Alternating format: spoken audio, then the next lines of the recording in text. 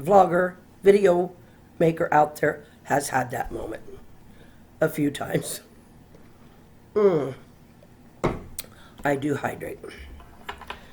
You can't be on this stuff and not hydrate, even if I do have a humidifier. Okay, this is the first one I ever showed you. This one, now that looks like a glare on that thing. It is a glare on that thing. Oh, that's aggravating. Let's see if I can, there, tilt it a little so it doesn't glare so bad. Anyway, I shake. You've all heard me, those of you who've been here know I've said it before. I'm on steroids because of my COPD. It's my life, and this is the life I live within it. But anyway,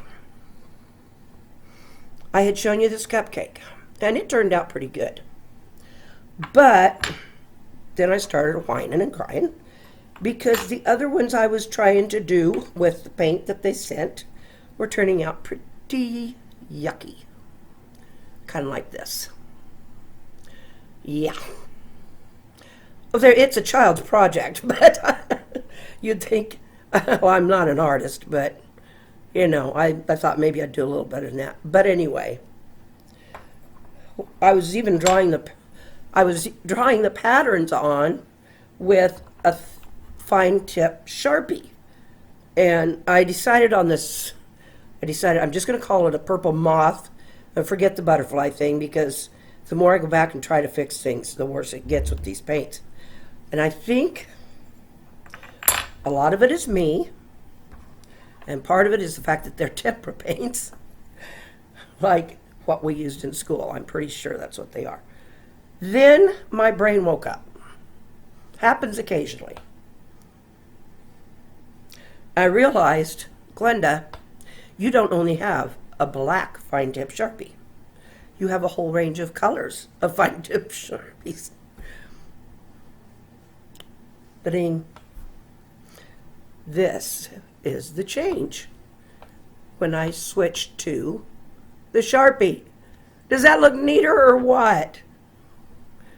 And not only that, I didn't have the reds and that kind of stuff in the, because I just, you know, well, both are limited on colors, but anyway,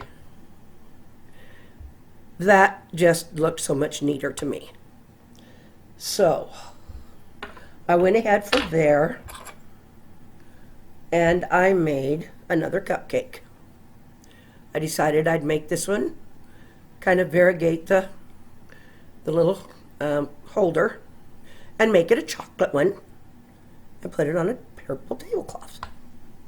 So anyway,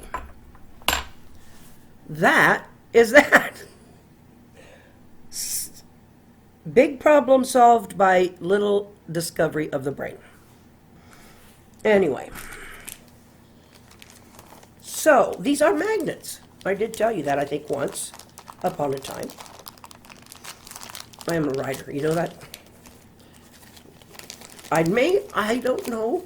It's up to you to judge if I'm a good writer. That is, if you've read anything I've written or listened to any of my stories. But the fact of the matter is I write. And I've got a couple of books out. So, but because these are magnets, or supposed to be refrigerator magnets, we get these little stick-on magnets that came with the kit. And now I have a cupcake refrigerator magnet. And I have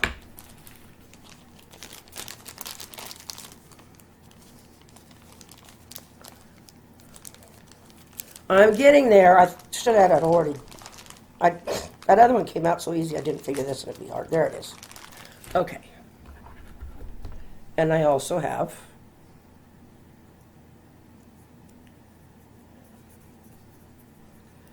a little indoor houseplant heart refrigerator magnet.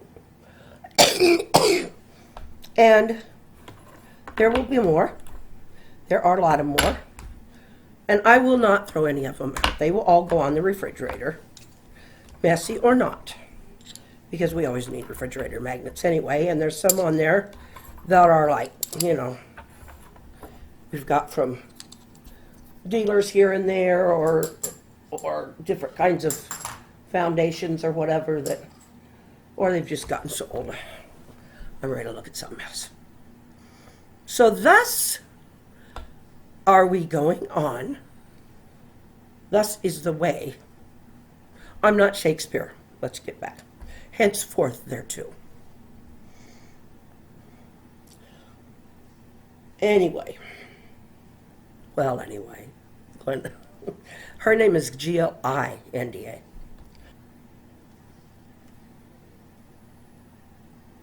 I'm hoping you can see that. That was my Duchess. And I've got a picture up there for you. I can't have those pets anymore. And we can't afford the ones I can't have, believe me. Anyway,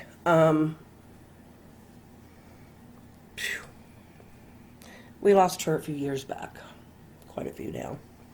She was my dog. The kids and my husband all went together and got me her, which she was she was just a tiny little thing. She was actually the runt of the litter.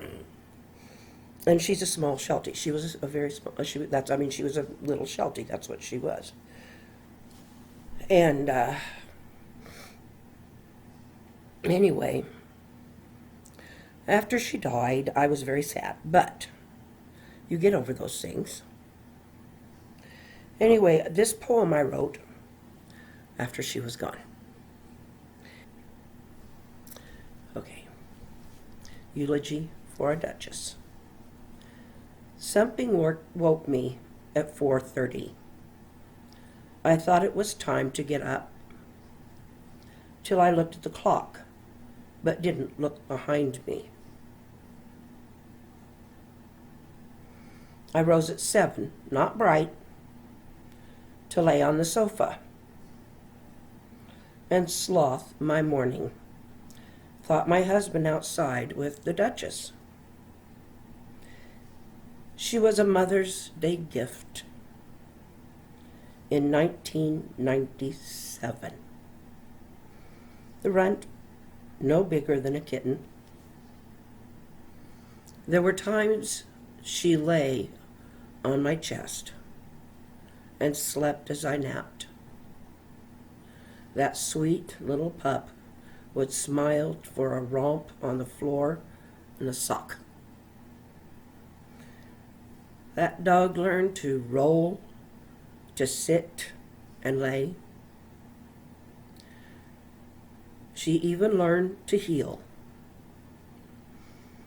She loved the leash for a walk until arthritic hips slowed her.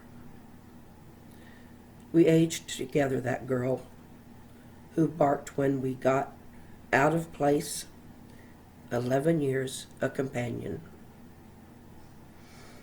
Her regal nose in the air, she surveyed the kingdom to see no intruder disrupted her domain. Then, that morn, I didn't know, but something was not quite right. Joe came in the door saying he had some bad news. I could see the pain in his eyes. I found Duchess this morning, and she didn't come when I called. I'm sorry she died in the night. I looked at her spot, not surveyed till that moment. I hung my head in pain, and my tears touched my cheeks. Joe held me close. I still glance at her place in the floor. Forget and call her name. Here, Duchess. Of course, we don't have that house anymore, so I can't look and call her name. And I didn't think this would choke me up at all after this long time, but she was my Duchess. 1997. Wow. That was before the COPD. That's why I was able to have her then. Anyway,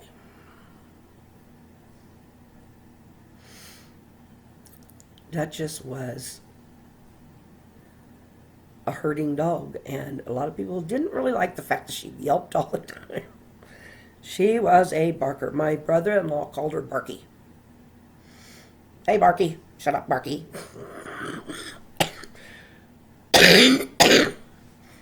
But when you have a herding dog, they want everybody in a place.